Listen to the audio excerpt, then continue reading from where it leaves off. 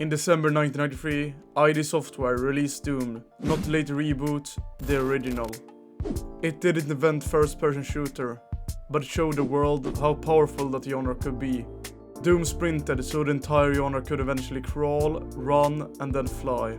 Doom wasn't just another game, it was a revolution. Before Doom, shooters were simple affairs.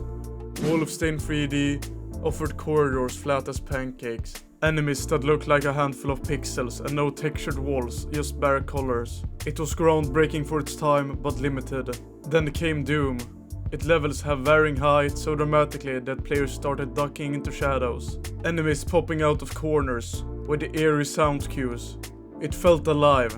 What Doom did in 1993 was shift expectations. 360 point of view, meaning you weren't shooting on one lane forever, you were a part of the world.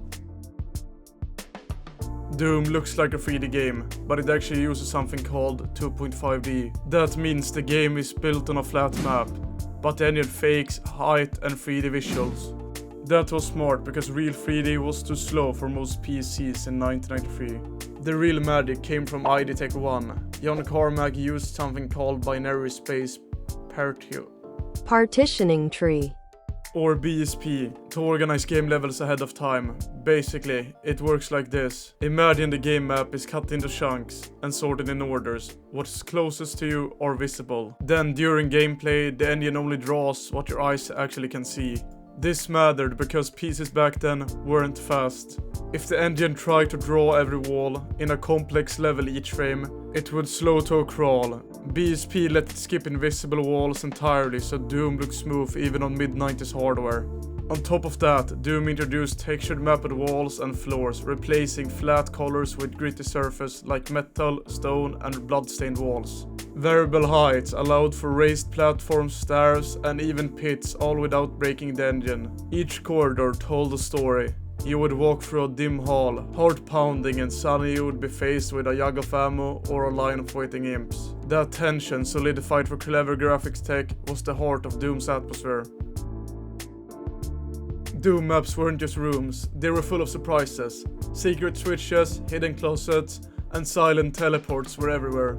The map used light and shadow to create strong atmosphere. You didn't just move through them, you actually felt the space. The levels had a natural flow.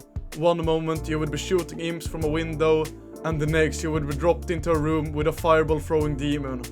The design was tight, always guiding you forward, back, or into danger. Weapons in Doom weren't accessories, they were characters. From punch to shotgun to the iconic BFK 9000. Each had weight, you felt the shotgun's kick, the arsenal pacing mattered. Early pickups were the pistols, then shotgun, then explosive chainsaw and plasma.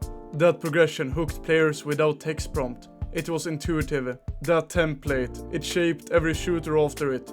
From Quakes, triple shotguns to Call of Duty every multiplayer weapon. That progression ladder is Doom's DNA. Hey, quick thing before I continue with this video. Right now, we're sitting at 105 subscribers, and the goal is 100k by the end of the year. Yeah, it's a big number, but every sub gets us a step closer. So if you like the content, hit that button. It's free, it helps a ton, and you get to say, you were here before 1k, you were here before 10k, even before 200.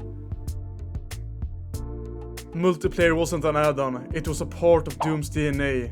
The term deathmatch was born in those first brutal launch sessions. You could frag your friends with rocket launchers, bait them, respawn, repeat all in real time. That format became the default model for shooter multiplayer. Fast, frantic, reaction-based. It shaped open play environments, Q3 Arena, Half-Life, and even Overwatch. Games that dominated 2000s esports owed Doom a leg. When ID Software made Doom, they didn't just build a great game, they built it in a way that others could tinker with it. All the game's content, like levels, sounds, and graphics, was kept in separate files, called VODs. That wasn't an accident. They wanted players to poke around, change things, and make their own creations, without breaking the whole game. John Carmack, the lead programmer, believed in keeping things open. He thought it was more important to give power to the players. He wanted the fans to make the game their own, and they did. Within months of Doom's release, people figured out how to edit WAD files and started sharing custom contents online. By early 1994, fans weren't just making small edits, they were building full custom levels. Groups even started creating massive collections of maps called megawatts, which felt like full games on their own. That community spirit never went away. In fact, it grew. In a lot of ways, Doom didn't just inspire modding, it built the foundation for what game modding looks like today.